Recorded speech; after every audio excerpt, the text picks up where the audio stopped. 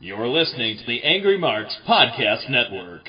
The Undisputed Wrestling Show will be back at its normal time next week, but until then, with the recent passings of our dear favorites, the American Dream, Dusty Rhodes, and the Nature Boy, Buddy Landell, let's lighten up the mood a little bit.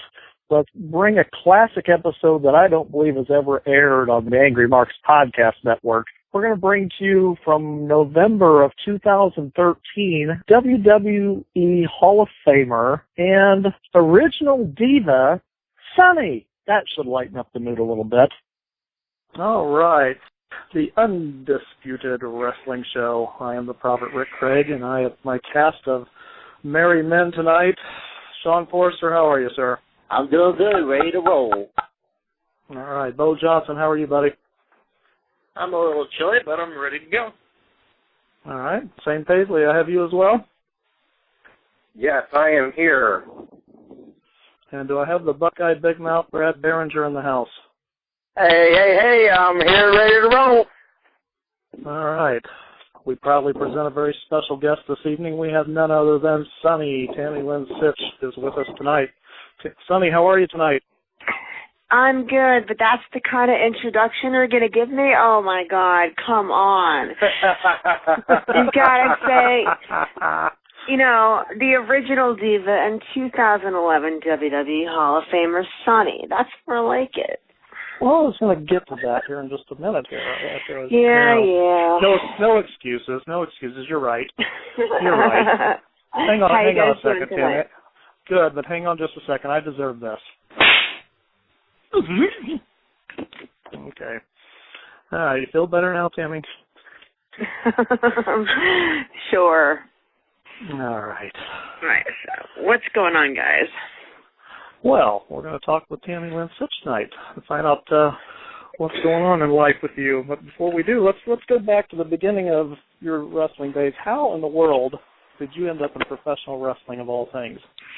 Oh, my God. It's a crazy, crazy story. Well, I met my high school sweetheart, Chris Candido, our senior year in high school. He went to a Catholic high school about 20 minutes from me, and we met June of our senior year. And, excuse me, when, we were talking to each other about what we're doing with our futures, I was going to college to be a doctor. And he said, well, I'm going to be a pro wrestler. I'm like, okay.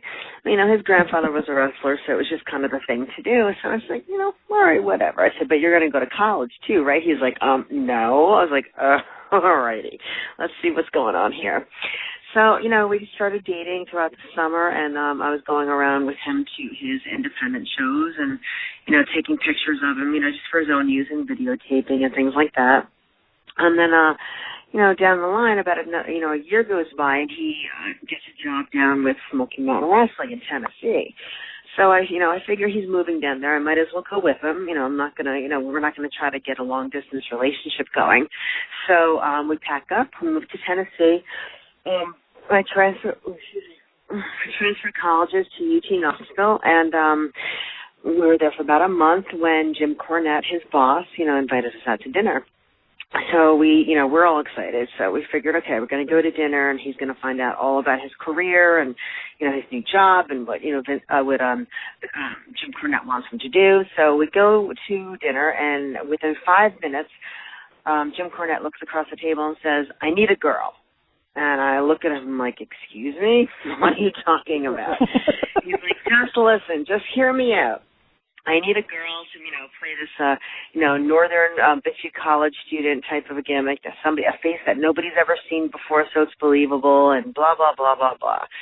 I said, Jim, this is his thing, not mine. I'm going to be a doctor. I was pretty mad I was going to be a plastic surgeon. He's like, just hear me out, just listen. He goes, it'll only be 6 months. I need you to do this, angle on TV just to get this angle over. He goes, and in 6 months when it ends, you can leave and you can, focus back on school. And I'm thinking to myself, all right, what's going on here? And he wanted me to take time off of school. I said, you know what, I'm not taking time off of school for anything. I said, if I consider doing this, I'll do it on the weekends, and I will schedule, all my classes for Monday, Tuesday, and Wednesday. So I thought to myself, maybe it's a good thing to, have a little job on the weekends, make my own money, because up to that point I was like living off my dad. He was paying my, my tuition, my room and board, all my expenses and everything. So I said, you know what, I'll give it a shot, and I will, I'll do whatever you need me to do on TV, and 6 months down the road I'll be done, and that's it. Well, I go to my first TV taping, and he gives me, this whole big sheet of, promos to cut. There was like 20 promos to cut. And, I've never cut a promo. I was never on in front of a camera my entire life. But, I have a photographic memory because of, my schooling. And pretty much anything I read once I can remember. So he gave me this list of promos to do, and I read it over for about 5 minutes. And I said, all right, I'm ready. And he starts rolling the camera.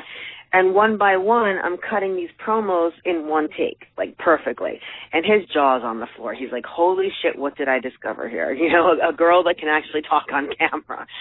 So, I started having fun with it, and, I became the biggest heel in his company. And at one point, he even kind of threatened my job. When he gave me my paycheck one week, he added a little note. He said, if you continue to get more heat than me, you're fired. So because he knew, my character was getting over well. And also in that note, he gave me a photocopy of the Wrestling Observer newsletter, the year-end awards, and he highlighted where he was number 1 for Manager of the Year, and I was number 2. So he said, if you continue to get more heat than me and, beat me in this, you're definitely fired. So, I was supposed to be in it for 6 months. The 6-month mark comes and goes, and 2.5 years, and I'm still working Smoky Mountain Wrestling as the biggest heel in the territory. And I was having a blast, and I was making, money on the weekends, and things couldn't have been better. And then one day, I'm in my apartment, and with Chris, and the apartment phone rings, and I pick up, and I hear, hello, this is Bruce Pritchard from the WWF. So I said, oh, hold on a second. So I covered the phone. I'm like, Chris, hurry. Bruce Pritchard from the WWF is calling for you. And he must have heard me, because on the other end, he goes, actually, no, I'm calling for you. I'm like, for me? For what? What are you talking about? So he goes on and says, they'd like to bring me up for an audition. They saw some of my work, blah, blah, blah. So I said, all right, I'll come up whatsoever. It was on Monday I was going to go up. So on Monday, December 7th of 1994, which is actually my 21st birthday, I get flown up to New York, and I go to Connecticut for this audition, and I still had no idea what I was auditioning for. They stuck me in an empty studio in front of a camera, and they said, read from the teleprompter. And I said, read from the who? I said, I have no idea what you're even talking about. So they said, no, just look at the screen on the camera, and, as the words scroll, just read them. I said, listen, I think you might have the wrong person for this. I said, because, I'm a heel at ringside. I'm a heel manager, and I cut promos and this, that, and the other. They say, don't worry, just read from the teleprompter, and you'll be fine. So here I am just reading, from the teleprompter, this, straight broadcasting stuff, and I'm screwing up left and right because I was nervous, and, the teleprompter's moving too fast and too slow, so I'm totally screwing up. And I went back to my hotel that night in Stamford on my 21st birthday in tears, and I called Chris in Knoxville and I said, listen, it was the worst audition anybody's ever seen. I'm never going to get a job here, so I might as well just put it out of my mind and move on. So I flew back to Knoxville, and I focused more on Smoky Mountain Wrestling and school again. 2 weeks later, I get another phone call, and it's, Tammy, it's Bruce Pritchard from the WWF. I'm like, okay. He goes, can you start Monday? I was like, what? Start Monday doing what? I said, but my audition was horrible. He goes, not as bad as you thought. And that's when they started bringing me up to do the live event news for, all the local markets and then TV shows as Tamara Murphy. So I was a straight broadcaster for a few months. So that's kind of how it all started. It all just kind of fell in my lap. Like, it was nothing I searched out. It was nothing that I said, I want to do this, so I'm going to, send out tapes and photographs. Everything just seemed to come to me. Like, the Smoky Mountain job just fell into my lap, and then the WWF just fell in my lap. So it was now, kind of, I'm sorry. It's okay. It was kind of strange how it happened. You had mentioned that you were taking photographs of Chris while he was coming up. And that was something you did in the side as well during school, wasn't it? Weren't you a photographer for a while? Yeah, that was actually my first paying job in this business. I was videotaping his matches and taking pictures of his matches for his own use. And Bill Apter somehow got a hold of some of my pictures, and he contacted me. He said, listen, you take some really good shots. Do you want to do freelance for the magazines? I'm like, yeah, sure, I'll make some money. I'm taking the pictures anyway. So, I was a freelance photographer when I was 17 years old, working under Bill Apter and Pro Wrestling Illustrated and, like, the other 12 magazines that they had. And, just basically I would shoot all the matches, get the film developed, send it into Bill Apter. He would pick what he wanted to use and pay me $10 a photo. So, that was actually my first paying job in the wrestling business as a photographer. And it's just so, ironic that a couple other people started as photographers too. Cornette did, Paul Heyman did. So I guess the photography way is, the way to get, break the ice and get into the business.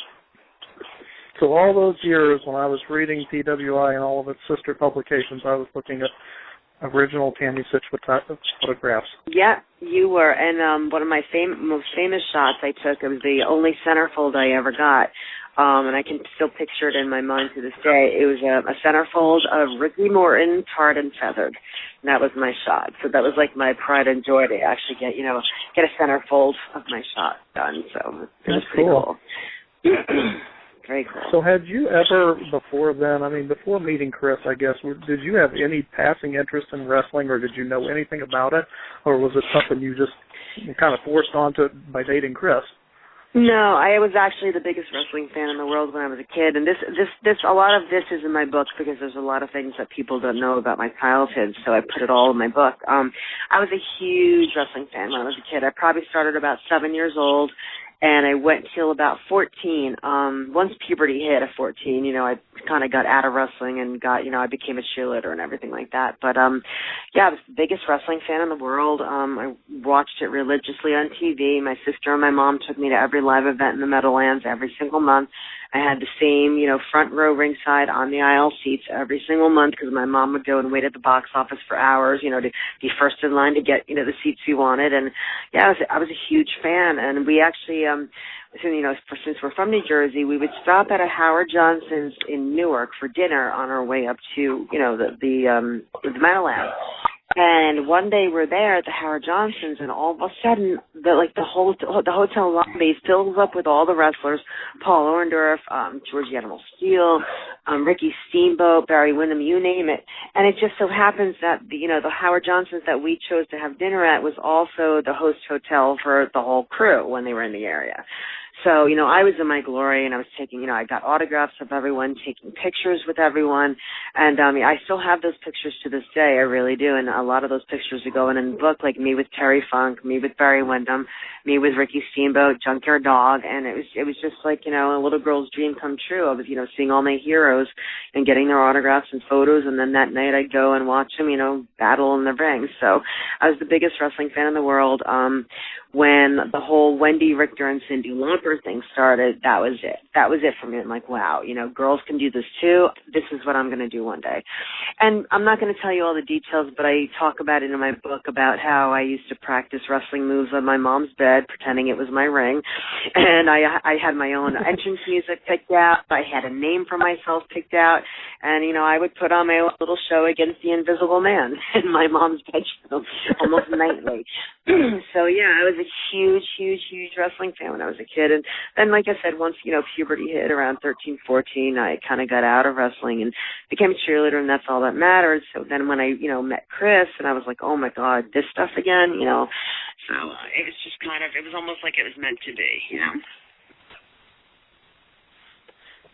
So what did that rock and wrestling connection do for you, I guess, later on when you were, it obviously you told me it told you that women can do it, but when you got into the business, and I know Chris was working with you and everything, were you actually training at all to be a wrestler, or were you primarily concentrating and focusing only on the managerial side of it?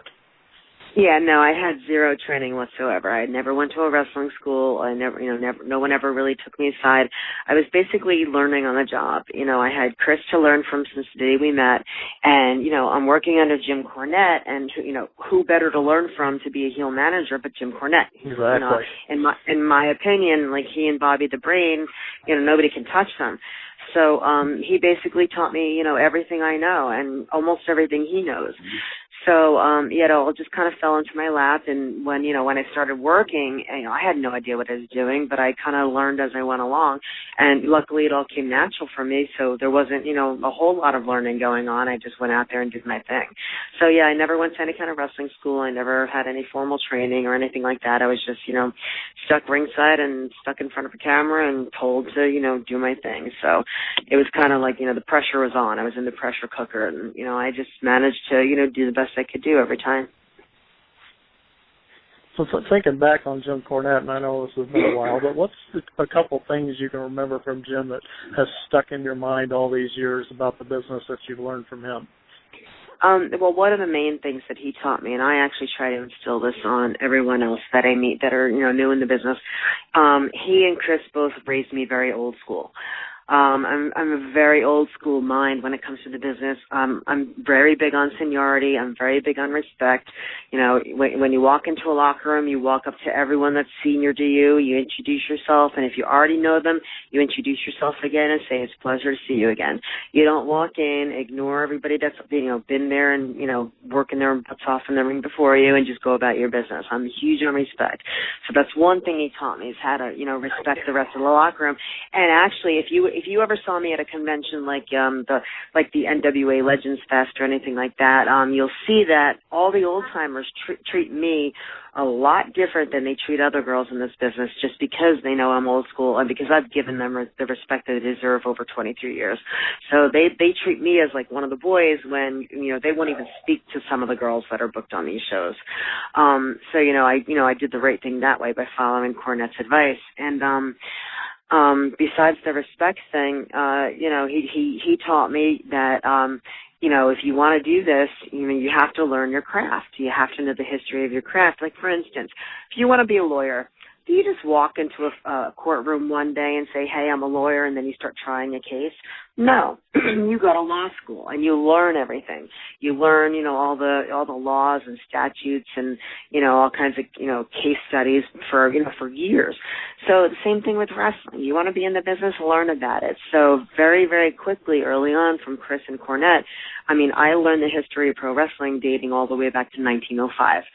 So, I was never in the dark. I always knew, there was never, somebody that I would see and that, I didn't know who they were and I didn't know, their history in the business. I know everything back to 1905, George Hackenschmidt and Frank Gotch. And if you ask any other girl in this business who those people are, they'll be like, what? What are you talking about? For instance, in the Diva search a few years ago, they didn't even know who Kamala was. And that's just from the 80s, so how can you not know who Kamala is? And here I am, I know everything back to 1905. So that was, I was really, really grateful that I was, taught by the right people in the right way. So, I was very fortunate to have Cornette as my mentor. I'm glad you brought that up because we've had several, wrestlers and managers and things on the show, and every one of them to a person has said exactly what you just said, respecting the business and the veterans and the people that come before you. What do you think, and I know I'm kind of jumping ahead a little bit, but what do you think of today's current crop of girls? Do you think they show that respect, or do you feel they're lacking? Well, honestly, I don't even watch this show, so I'm not even sure who the crop of girls is now, most of them. But I think they're very much lacking in the respect. And it might not be their fault. It's just that they're not being taught what to do and how to do it and how to act in the locker room. And like I said, I'm a stickler for it. So if I'm doing like an indie show and there's, another girl there that has either just been in WWE or, is even just an indie girl, I expect them to come to me and introduce themselves to me. That's what I expect. I shouldn't have to go over to them and introduce myself to them because it's like, all right, I have seniority over you. I'm the one in the Hall of Fame. You're lucky enough to share the locker room with me. You come and introduce yourself to me. That's just the way that I was taught respect and seniority. And many of them don't do that. It's just, it's sad. They walk in and they think they're, Queen Bee and the queen of the show, and that's all that matters. So, You know, I've had to, take a couple of people aside and have little conversations with them to smarten them up to how to act, because it gets a little, ridiculous. I mean, you could have Harley Race in a locker room and these girls walk in and ignore him. I'm like, are you kidding me? How can you ignore Harley Race and not know who he is and not give him the respect he deserves? I've seen it happen so many times with girls and guys in this business that don't pay the proper respect to the people that they should. And it's really sad. It's pathetic that they don't know. I agree. I've seen it on both ways. I mean, I was at an independent show just a few weeks ago, and everybody came up and shook my hand. And then I was on another show, and they act like you don't even exist. So I understand what you're saying. Right. So back to Smoky Mountain real quick before we jump into the WWF days. Getting cutting your teeth with people like the Rock and Roll Express. I mean, good grief, you had Chris and Brian, primetime Brian Lee, I think at the time, going for their belts and stuff. What was that adventure like, working with a legendary team right out of the gate like that? It was pretty awesome. And because I gave them the respect that they deserved, they accepted me into their locker room, and we became, close friends right off the bat. And, every time we worked with them, even for Chris, it was a learning experience. We would just watch them and watch every move they made, especially like Ricky. I mean, one of the best baby faces that ever lived, that's ever been on this planet was Ricky Morton. So, we learned a lot by watching these guys, and they were very eager to, to teach. As long as you gave them the respect they deserve, they were very, very eager and willing to teach you, everything they know. So it was a real honor to be able to, work with those kind of people down there, Rock and Roll and Tracy Smothers, and we took everything. We became sponges and absorbed every little bit that we could get out of them. So you said you took that great centerfold of Ricky Morton. Did he actually remember you? No, I don't know. I don't remember, honestly. That was so long ago, but he always used to give me like attention and flirt with me. I mean, that's just a Ricky Morton thing. He flirts with a lot of girls, but so he was flirting with me when I was taking photos, and then he was flirting with me when I became Tammy Sytch. So, that's just Ricky's personalities. But I'm not sure if he actually realized that I was the photographer too. So you finally got to the WWF, and what was your initial impression of Vince McMahon when you got to meet him? That's one thing. Most people are intimidated by Vince. I'm not intimidated by anybody. There was no one in the world I've been intimidated by. So with him, he was just another guy in the business, and that was my boss. And, I used to walk in, into his office, in my business suit looking all professional, and, they get that, good first impression going. And he was great with me. A lot of people have a lot of, stuff to say about Vince, that they didn't like him, or he was a jerk, he was an ass, he robbed them on money. But I can honestly tell you, he's the best boss I ever had, and he treated me like gold.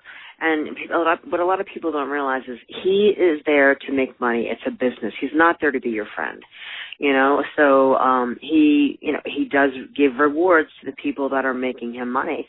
And I made him a lot of money for a couple of years, and he took very good care of me because of it. And to this day, every time I see him, it's, I always get the warm welcome hug. He calls me Tamara. I think I'm the only person that's ever gone through his company that he doesn't call by their work name. Everybody else, I mean, even, Bob Holly was called by, his work name. Everybody, you name it, they're called by their work names. Me, it's Tamara. He always liked my first name, so. Well, you started as Tamara in this company, didn't you? Weren't you Tamara Murphy for a while? Yeah, Tamara Murphy, because he loved my first name, but he hated my last name, so he changed it and he made me Irish like him, and gave me the name Murphy. He loved the name Murphy, and then now, ironically, one of Stephanie's and Triple H's daughters are named Murphy. So I guess it's like a family thing that they like the name Murphy, but. So when you went to the WWF, and Chris was a little behind you, wasn't he, as far as getting in? You didn't go in exactly at the same time, right? Yeah. I was doing the live event news for about 6 months, and then they signed him, and they took us both into his office, and they said, okay, we're going to put you back on the road. You're going to be his manager, and your names are Skip and Sonny. So that's pretty much, how it happened. I was thrilled to death. I loved my name, and then I looked at Chris, and you could see, like, the frown on his face, because he was like, I'm going to be called Skip? Oh my God, how much worse can this get? Here I am thrilled to death with my name, and he hates his, but at least he got signed, and we went on the road together. So what was Chris thinking this whole time? Because you went in and you pretty much took Smoky Mountain yourself. I mean, you went to the WWF and got in a little bit before he did. You know, This was not a profession you were intending to get in. This was his profession. And granted, Chris Candido was an outstanding wrestler, but he was not Sonny. So what was he thinking, I guess, during this time when you were getting a little further ahead and he was coming in a little bit after you in these places? Well, he was always very supportive. There was no jealousy or anything like that whatsoever.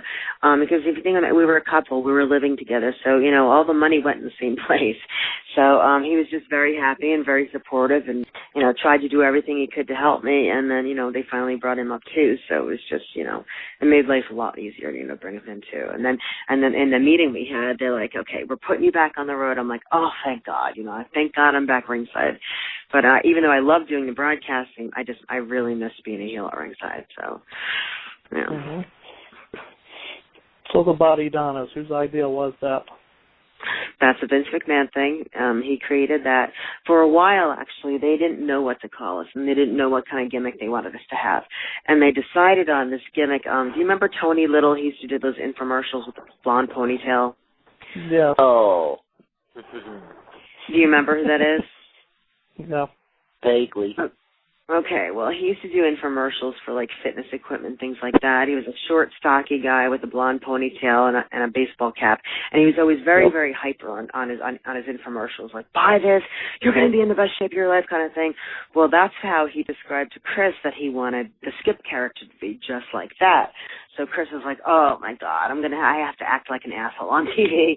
And then, with me, he told me, he wanted me to be a heel, but he also wanted me to be like that girl next door tease, and it's like I'm teasing someone, then all of a sudden, as soon as I get them close enough, boom, I knock them on their ass.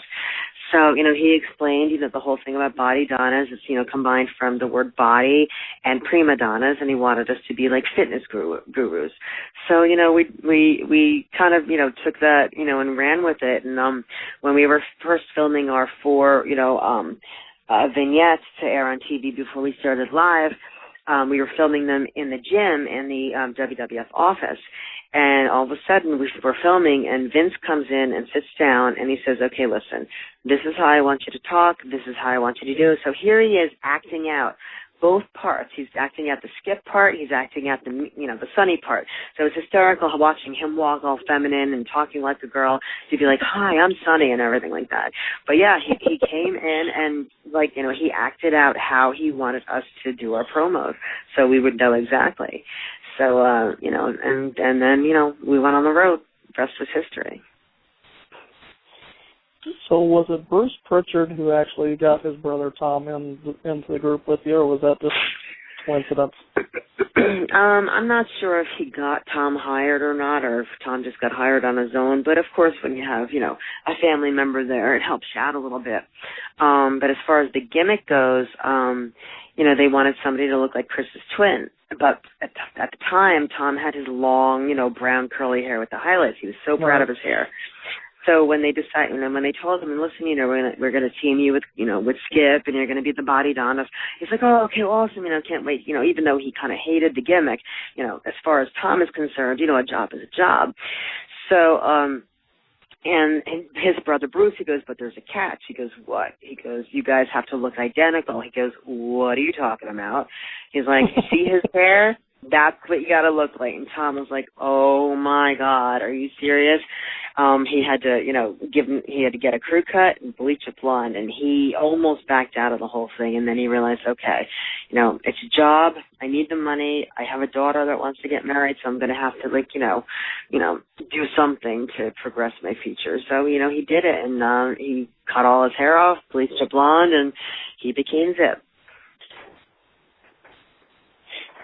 So finally, the Body Donnas are cruising along. I tell you what, you guys did an awesome job. I remember when I was watching it, how much heat you guys were getting right out of the gate. I said, what, this is an annoying gimmick, but a perfect gimmick, because health fitness is really just starting to, start take a hold in the United States. Mm-hmm. You guys took off like that. Was that something you were expecting from yourselves, or was it just a complete shock? What, for it to take off the way it did? Oh, yeah.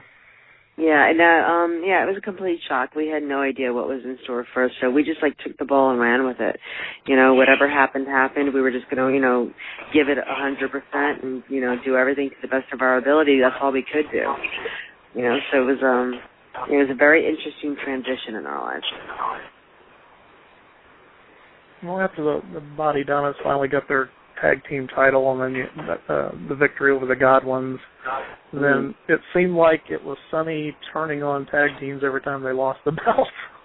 Right, exactly. Was that intentional, or was that just how it happened? Yeah, that was the whole thing. Every time my team lost, immediately I was coming out with a new team. So, I managed 3 consecutive tag team champions, and there's nobody that's ever done that. So I hold that, that title as the manager of 3 consecutive tag team champions. And it was all part of the storyline of basically, Sonny was manipulative and, used wrestlers to get what he wanted. And what he wanted was, the belts and the gold. So, it just everything all tied into, the whole character and storyline they want us to do with me. I never even realized you managed Ron Simmons for a while. I don't know why I don't remember that. Right. Well, it was very short-lived, and this is the reason. When we started working together, we were all excited, and then I got pulled into a meeting, and Vince says, I want you guys to act like you're a couple, like a romantic couple. And I want to, shock the people and everything like that. And I was like, ooh, I don't think I can do this for a couple reasons. Not only, was I, with Chris, and I just felt, at the time I knew he wouldn't, understand if I had to act, like I was, in a relationship with this other guy. And secondly, they wanted me to basically full on tongue kiss him on camera to get the relationship to be legit. And there was just no way I could do that. I just couldn't do that, because of Chris and just because of my own values. I don't know, it's just something I couldn't do. So when I refused to, act like we were a romantic couple, that's when the whole thing just kind of fizzled out. And there was really nothing for me to do with him at ringside anyway, because he was such a big, strong guy. Why would he need outside interference from a heel manager? So I really wasn't allowed to do anything at ringside. So it got kind of boring for me, and it was, it worked to an extent, but, it was time to end that whole thing. That was kind of right at the beginning of the Attitude Era, wasn't it? Right when they were starting to really stir things up. Yep. It was right around that time. So Chris ended up going to ECW, and then it wasn't long before you decided to go with him. What made you decide to leave the WWF for that short time to do that? A little man that I like to refer to as the hypnotist. And he goes by also the name Paul Heyman. Paul Heyman is very, very good at manipulation. He's a very good hypnotist. He's very good at making you believe anything he wants you to believe. And at the time, I wasn't thrilled to death with what I was doing in WWF. I mean, I was managing the Legion of Doom, but that was all I was doing. And I wasn't allowed to really do anything at ringside. We were baby faces, and there's really no place for a baby face manager at ringside. There's nothing to do but be a cheerleader. So the rest of my job was basically modeling Undertaker T-shirts and Stone Cold Steve Austin T-shirts to try to get them merchandise sales. And I was frustrated. I said, can I at least model my T-shirts to get the sales up so I can get the royalties? I'm helping these guys make money here, for nothing. So I was kind of really bored with, the spot I had at the time. And Paul Heyman offered me the world. He offered me $20,000 more a year on salary. He offered me a higher cut on royalties. And he also said that I could have creative input on the shows. And that's one thing I always, loved to do was, be behind the camera as well. I always like to, write shows and direct shows and produce shows and edit shows and everything like that. So I was all excited for this change. And, I said, all right, if you're going to promise me so much more, I'll come to ECW. But I had to think of it a way that I could leave and get out of my contract because I still had a few years on my WWF contract. And if you quit, then there's the no-compete clause for 90 days. You can't work anywhere. But if you get yourself fired, then you're free to work anywhere you want. So basically, at the end of an ECW pay-per-view, I went out on the microphone in front of the live crowd with the whole crew in the ring, and I said, this is ECW, and it's my new home. I love it. Well, when I saying it's my new home, that morning at 9 a.m., I already had a fax in my fax machine from the WWF giving me my release. So, you know, I kind of did it. Yeah, I kind of did it the right way because Paul promised me all this stuff. But in retrospect, would I have done it if I knew everything that was going to happen? Absolutely not. I would have stayed with the WWF. Well, before we get to ECW, I was going to ask you about what it was like working with another. I mean, you've had fortunate enough to work with a lot of great tag teams in your career, and you got the legendary of all of them, the Road Warriors, the Legion of Doom. What was it like working alongside, you know, Joe and Mike? It was incredible. When they pulled me aside and told me I was going to manage them, I was like, no way. They're like the greatest tag team on the face of the earth, and I'm going to get to walk down that aisle with them. And, you know, when we were first suiting up in their, shoulder pads and spikes and helmets and all this stuff, you know, I'm all fidgety because I'm, like, wearing pretty much nothing. I'm wearing molded leather and chains. And as soon as that music hit and we walked out, I was like, wow, this is much more than I expected it would feel like. The electricity in that building when you walk to the ring, you know, with that music is just insane. And, you know, I was just loving every minute of it. And like I said, I was a little bit bored because as a babyface manager, there's really nothing for you to do. But I was just really, really thrilled to work with them and walk down the aisle with them and strut to their music and everything like that. So, you know, but like I said, again, it was short-lived and, you know, we moved on after that, and that's when I quit to go to ECW. So did you really get a rush when you were walking down the aisle? You really do. When you hear that music and you feel the electricity from the crowd, you really do get that rush. It's I can't even explain what it feels like, but it's pretty awesome. So you're mentioning Paul Heyman and ECW, and obviously that was the next stop for you. You say now that you wouldn't have gone to ECW and listened to Paul Heyman's proclamations of the world. What was it about ECW that made you feel, you know what, this is not anything like it was set out to be?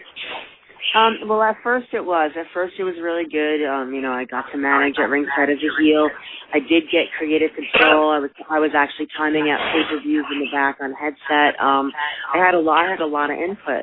And then, I don't know, things just started, you know, stalling out, and eventually when, you know, the paycheck started bouncing, that's when I realized, all right, you know, it's not all what it was supposed to be.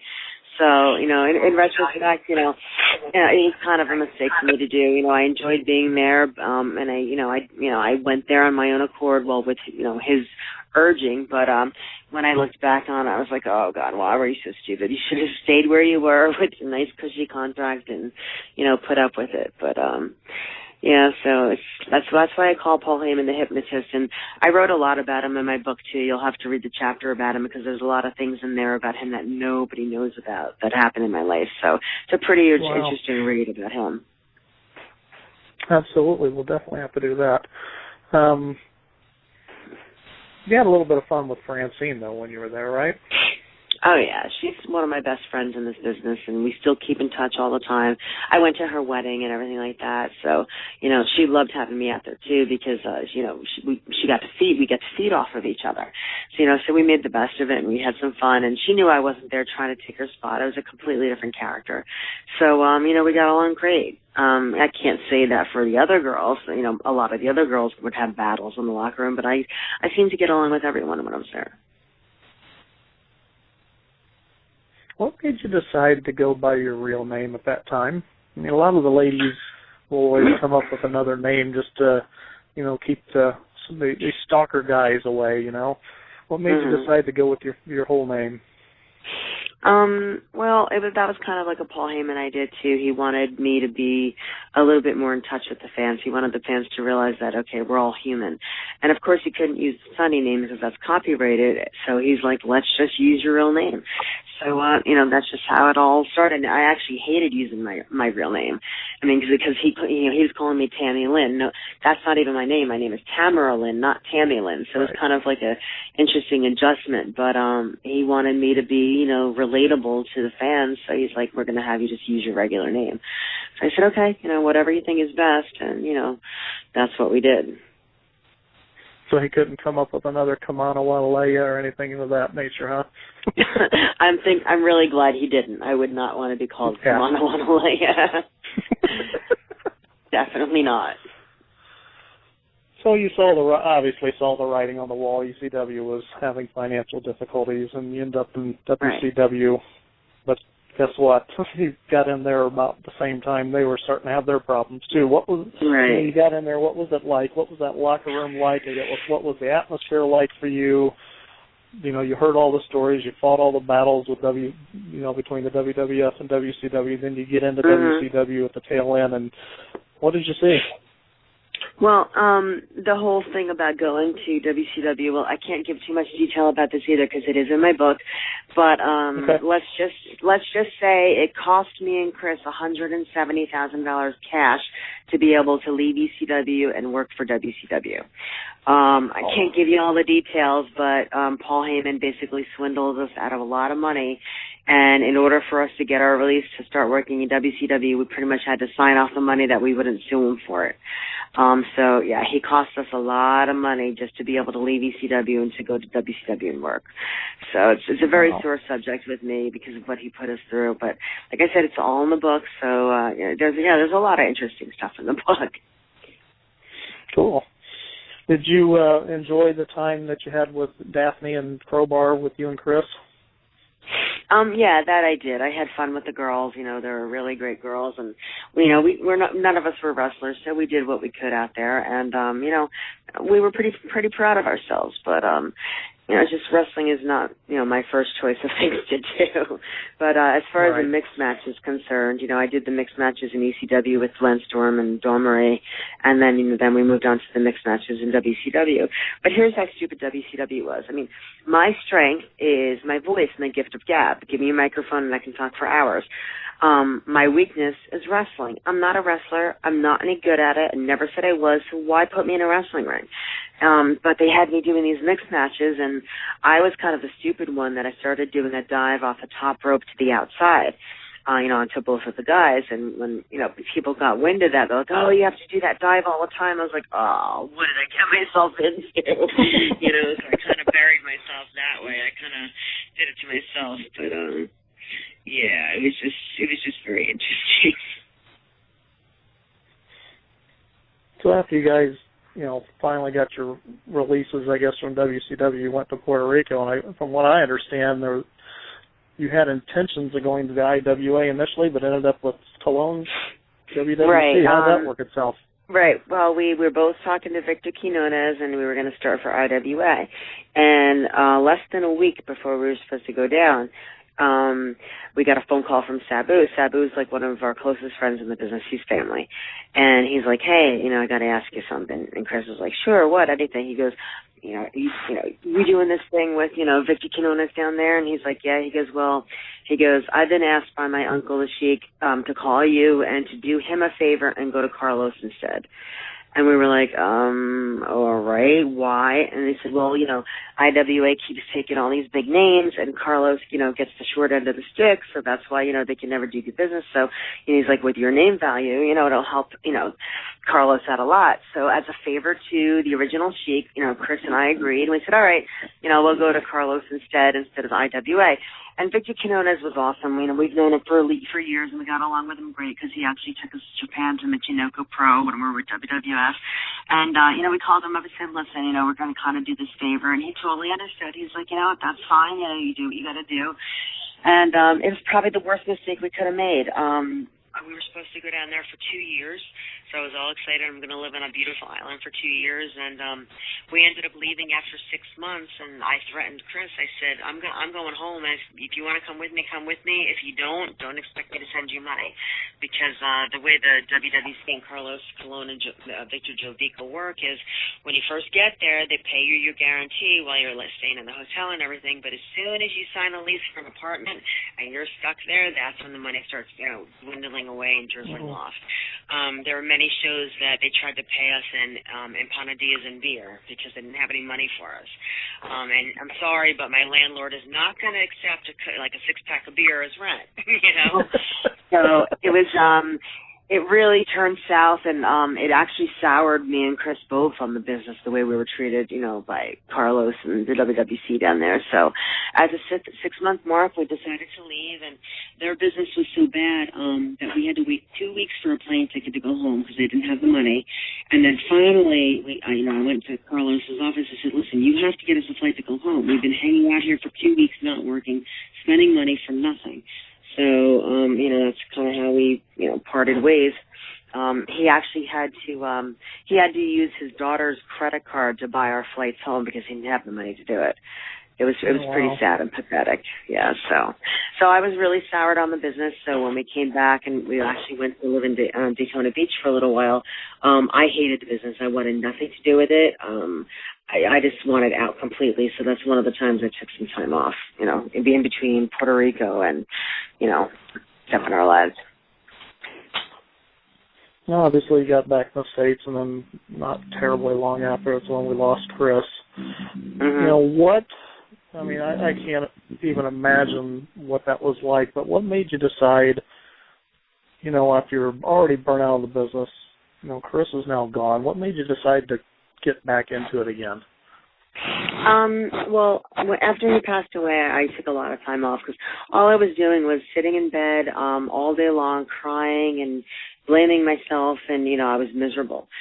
So I said, I'm going to take a little job at my gym to get my mind off of things. So, I became one of the membership salespeople, and I was doing great there. I met new friends, I was working my butt off, so I didn't have time to get upset or anything like that. But when this business is in your blood, it's in your blood and you can't get it out. So I started missing it. So I said one day, maybe I'll try to do a show here or there just to get back into it. And, every time I make myself available, I get hunted down and, I get triple booked and everything like that. So, it was just very easy to go back into it after a while, but I needed that break for a while. I know my other co-host, Zane, had a question for you tonight as well, Sonny, if you would. Sure.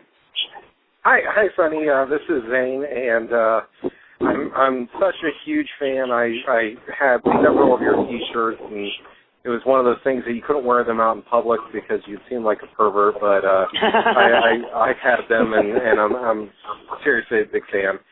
You said earlier that you don't really watch the product too much right now. Did you hear about Michael Hayes being suspended recently from WWE? No, I did not. What happened? There's a diva there named Rosa Mendez that went through some alcohol counseling, and when she returned, I guess he offered her drinks backstage. So she's been indefinitely suspended. I don't know if this is a great question to ask of you since you're not familiar with the situation, but what are your impressions of Michael Hayes, and what do you think of the WWE's commitment to wellness when they still have people that are doing these things backstage? Well, Michael Hayes and I have always gotten along. The first time I ever met him, I was 17 years old. I wasn't even working in business yet. I was actually with Chris in Asbury Park, New Jersey, helping them set up the NWA ring. And, that's where I met him the first time. And I was actually, who was it? It was, what was his name? Oh, my God, now I can't think of the guy's name. Gary something. Oh, I can't remember. Anyway, he was, running the show, and he said, hey, I need somebody to take, ring jackets back from ringside. Do you want to do it? I'm like, yeah, sure. So, I was going to the ring and taking everybody's jackets back, and I was like, the ring jacket girl, and, that was my first interaction with Michael Hayes. He was screwing with me at ringside. But, I always got along with him very well, and his wife as well, too. But I know he's very opinionated, and he's, kind of puts his foot in his mouth a lot of times, as do I. So I can relate with him on there. But as far as offering her drinks, did she actually go to rehab or anything like that? I believe so. Okay. For him to be backstage and offering her drinks after what she's gone through, I think he's way out of line because just, as a recovering alcoholic myself, the last thing you want is for somebody to offer you drinks when you're trying to stay sober.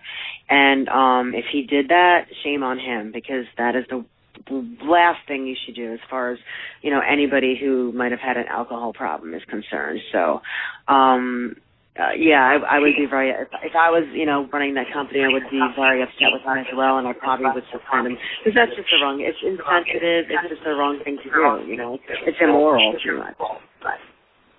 That's one thing if, another wrestler did it, but for Michael Hayes being in such a prominent creative position in the company, that kind of took everybody aback a little bit, I think. Right. What I was wanting to ask you, as you and I have chatted a few times about Facebook, and I've been following a lot of your posts and things, and we've gone through together the whole shenanigans with the dirt sheets reporting anything and everything they see, whether you've got different colored socks on for the week, or whether it doesn't matter. They're going to report on Sunny. And you've held a few little hoaxes there with the dirt sheets, and a lot of people don't get it. I get it. Explain. I get it, but a lot of people don't. What do you mean you get it? What do you get? I understand why you did what you did and did the hoaxes on the dirt sheet, but a lot of people don't get what you were trying to accomplish.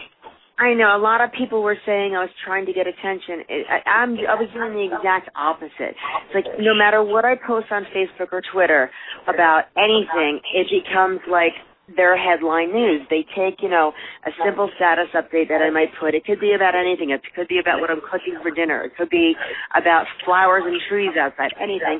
And they make it their headline news, and it's really, really annoying. It's like, don't take my personal, status updates and make it your headline. So I decided, you know what? I'm going to screw with them. And actually, this is how it started. I put up a joke status one day, because I get a lot of, dating requests from guys on Facebook, and it's really, really annoying. So the joke one day, my status was like, listen, guys, stop sending me all your, dating requests through my inbox. Here's what you need to know about what I look for in a guy. And it was completely facetious. I said, number one, you must be gainfully employed so you can at least pay for half of our dinner bills.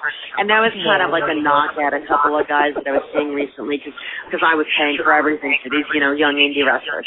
And I said, number two, you must have a house, condo, or apartment of your own, so we don't have to wake up your family as we're creeping downstairs to the basement/bedroom. So that was another knock on a couple of indie wrestlers that I had dated in the past. So it was all in good fun and humor, and they took it as like, this is seriously what I'm looking for in people as a boyfriend, and like your headline news.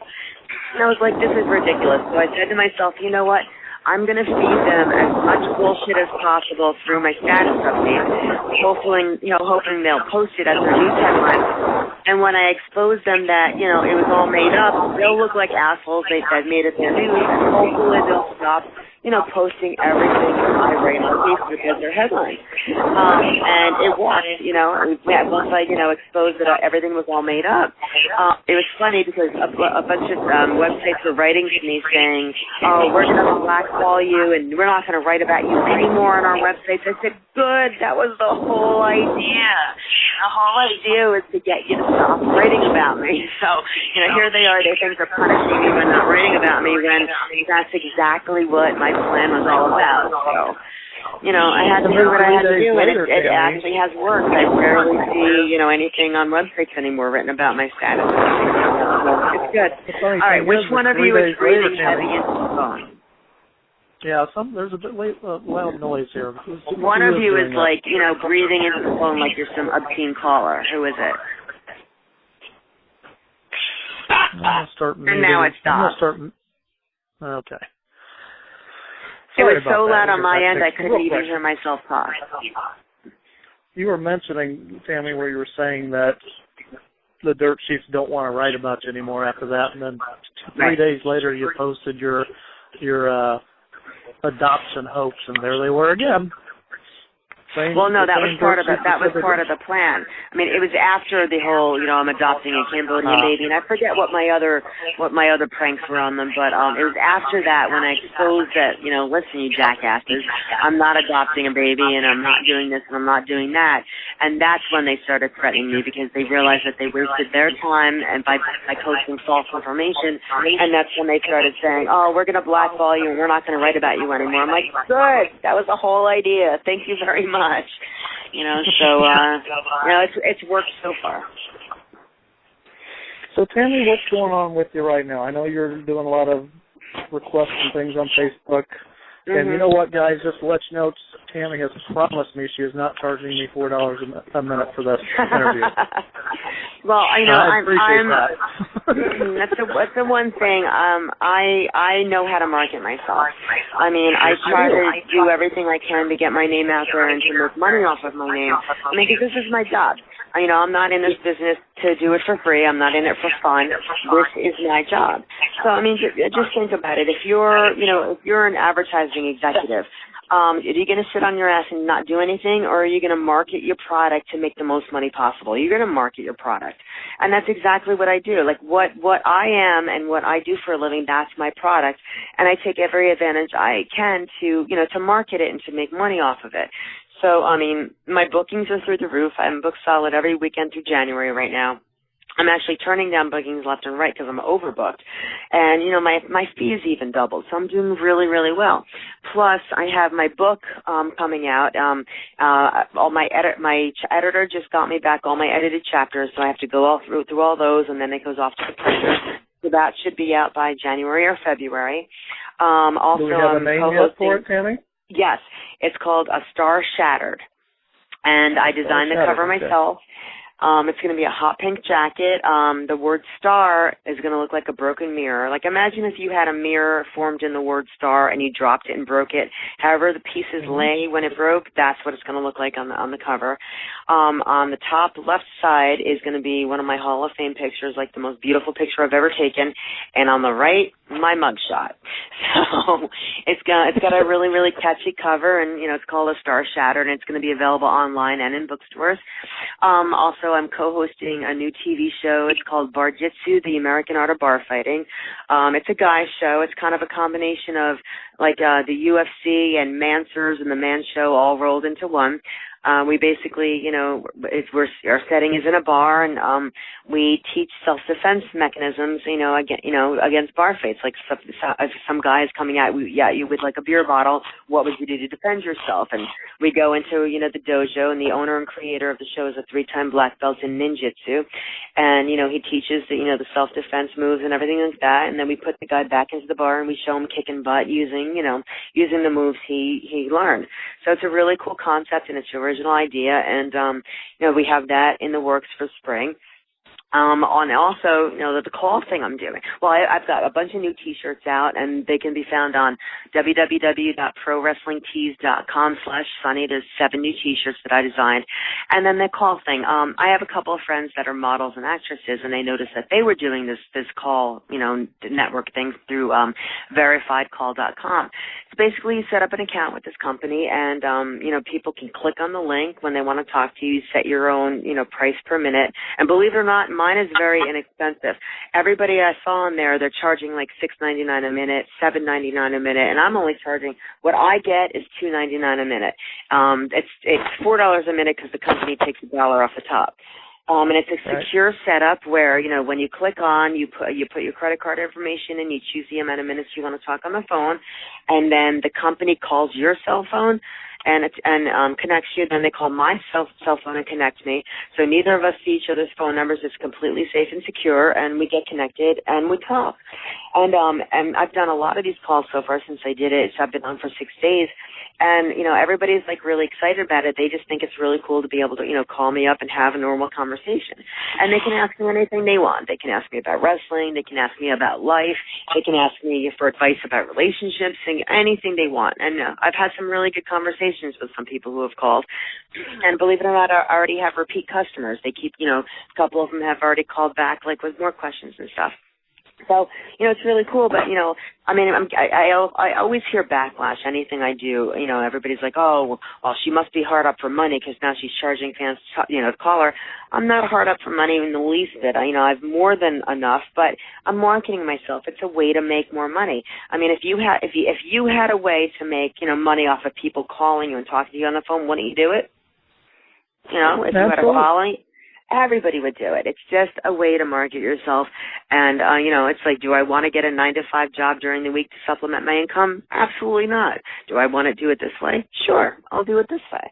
And I've gotten all, positive feedback from everybody that's called in so far, and they're loving the system, they're loving the service. So, it's been really, really fun. But, of course, I'm going to have these people that are, they're always going to say, oh, she must be desperate for money because she's doing this. Like, no, it's called a job. You might go to an office from 9 to 5. I sit on the phone and talk to fans, and it's a job. It's the same thing. You're just getting paid for your services.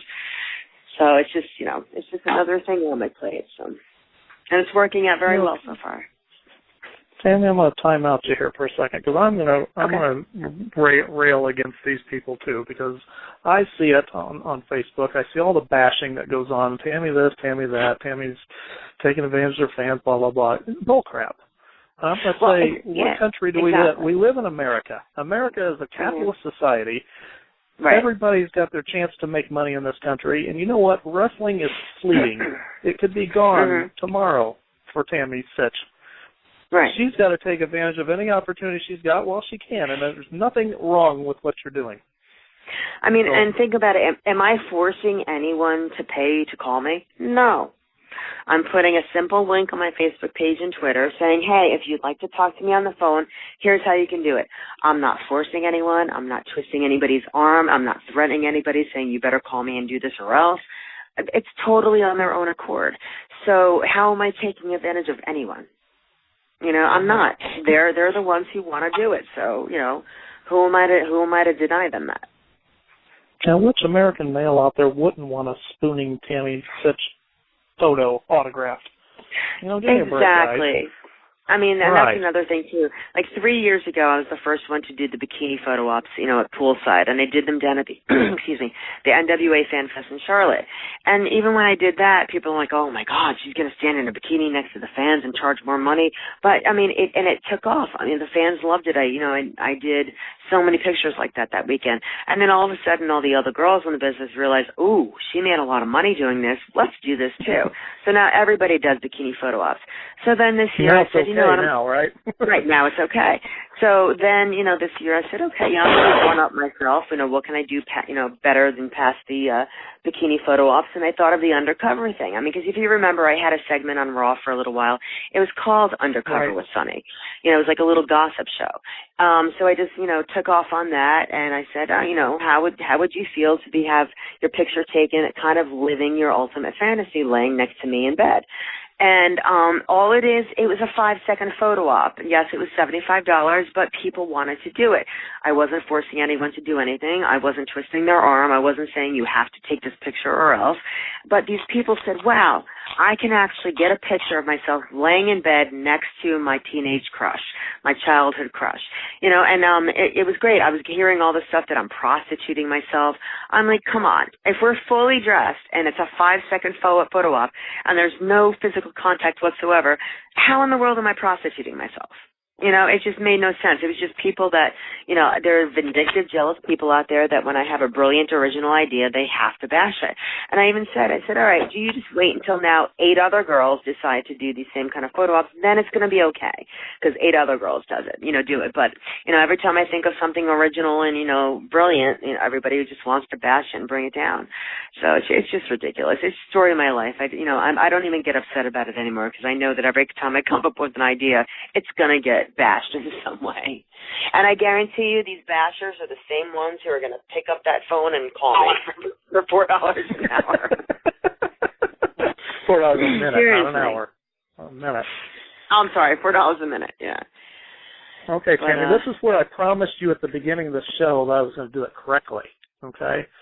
How do you feel about being the original Diva, Sunny? Hall of Famer.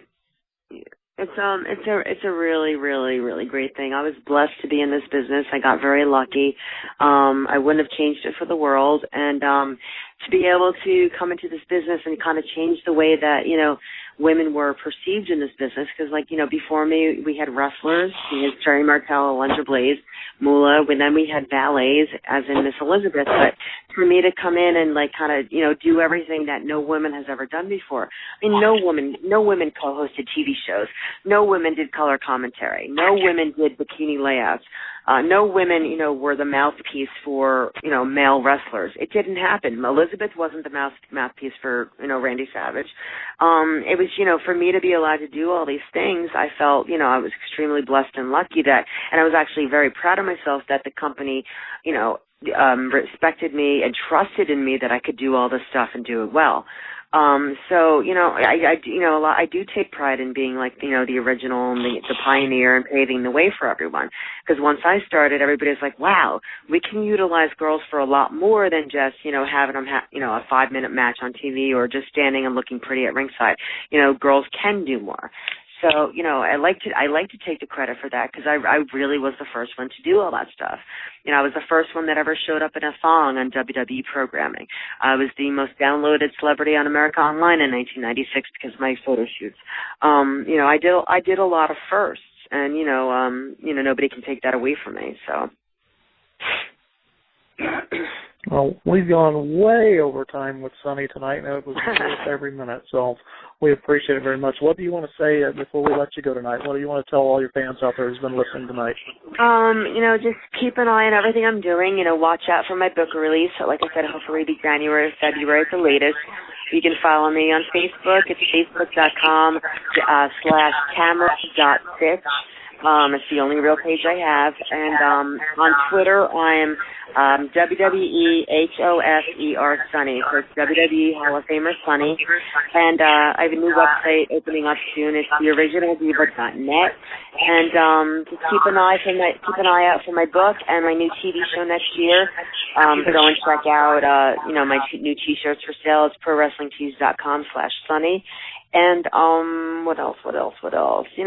Just keep watching and keep supporting us in wrestling. Because I say this about 20 times a day. Wrestling fans that get taken for granted. There's a lot of people in my business that don't respect wrestling fans, and they're so wrong for it. Because a lot of guys that are working in this business that are even under contract, like with the WWE, they don't realize that if it wasn't for the fans, we wouldn't have jobs. If these fans don't come and spend their hard-earned money, we wouldn't be paying our electric bills and our mortgages. It's like you're not going to get a paycheck if you have an empty arena. So, I just want to thank each and every fan out there for constantly supporting, our business and, and our crafts, because if it wasn't for them, we wouldn't be here right now. So, I'm always grateful. And I said this in my Hall of Fame speech too, like the most important people I had to thank were the fans, because, none of us would be here if it wasn't for you. And it's the God's honest truth.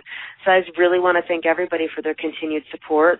And, for those that hate me, I want to thank you too, because the more you bash me out, in public, the more relevant I am. So, thanks to all the fans, and more thanks to the haters. They think, they're doing me harm by bashing me in the media. It's like, no, you're just keeping my name relevant, which means I'm going to continue to get booked, and I'm going to continue to get these $4 a minute phone calls. So thank you very much. But, I do have all the respect in the world for every fan out there, because like I said, we wouldn't be here if it wasn't for them. So, We definitely need to keep an eye out for you, because you're at a ton of fan fests and conventions and things coming up too. Yeah, I do. I've noticed, yeah. So we want to thank you very much for... Oh, no problem. Go ahead, please. Go ahead. No, I was just going to say I'm doing the Chiller Convention, the Chiller Theater Convention at the end of the month. I'm also going back to England in November to do a convention, so if there's any British fans listening, I'm going to be out there mid-November. But yeah, there's a lot of good stuff coming up, so, just keep an eye out and, come out and see me whenever I'm here. You're heading to Fort Wayne also, aren't you? Yes, yep, I am. That is next, when is it? I think it's next May or March. Awesome. I can't remember off the top of my head, but yes, I will be heading out there as well. And, that'll be a great convention. We know no conventions really run out that way, so it should be a good one. So everybody should come on out. Well, Zane and I will make an effort to go meet you next May when you come to Fort Wayne. Okay.